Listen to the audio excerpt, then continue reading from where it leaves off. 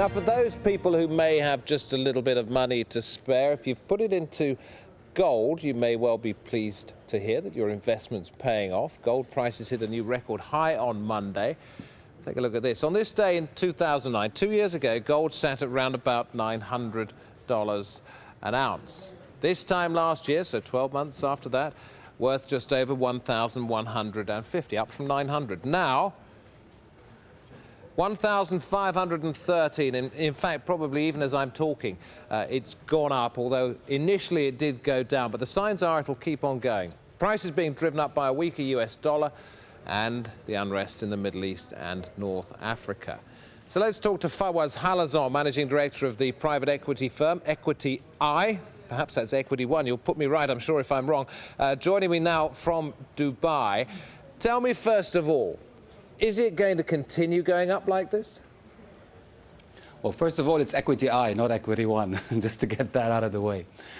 As far as gold is concerned, yes, I believe on the medium to long term, there's no doubt that gold is heading upwards.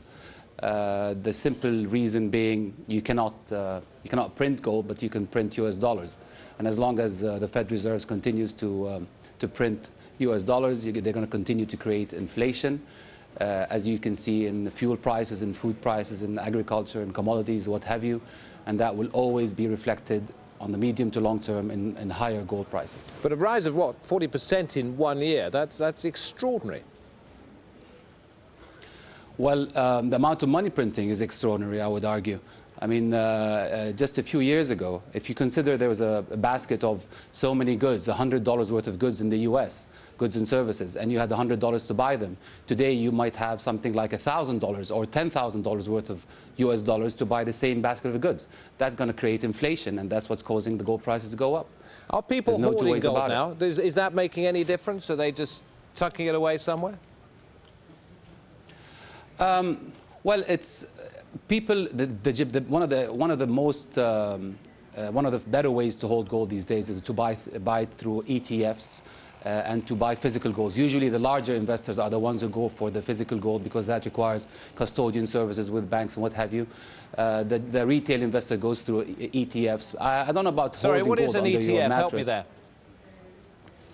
Exchange-traded funds. Basically, ETFs are a way to buy physical assets or even equities or what have you, but they're backed up by the actual underlying. So in the case of a gold ETF, you're buying, let's say, $10,000 worth of gold through buying like a stock, which is called an ETF, but it's backed up by that same amount of gold. Of course, there are expenses and management expenses, what have you, above that. You know how I can go out of here and put the card in and get a few dollar bills or reals or whatever it is I want out of a hole in the wall?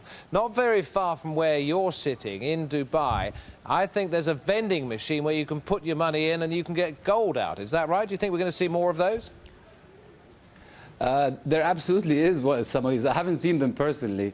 I think you're implying towards what can become in the future a new order or gold order. I mean, I don't think we're going to see that in the short term because that goes against the basic fundamentals of the US dollar being the global currency. I don't think you're going to see gold replacing the US dollar anytime soon.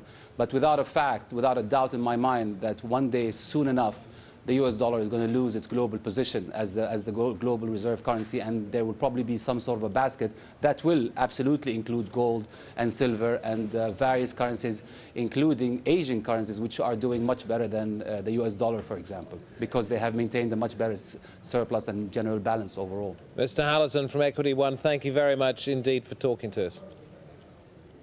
Still to come on this news hour, Joe's going to be along with the sport, and we'll find out if